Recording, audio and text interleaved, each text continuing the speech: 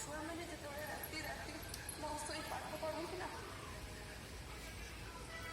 ମୁଁ ବି ସେମାନଙ୍କ ପାଖରେ ନ ଶୋଇ ସେମିତି ବସିଥାଏ।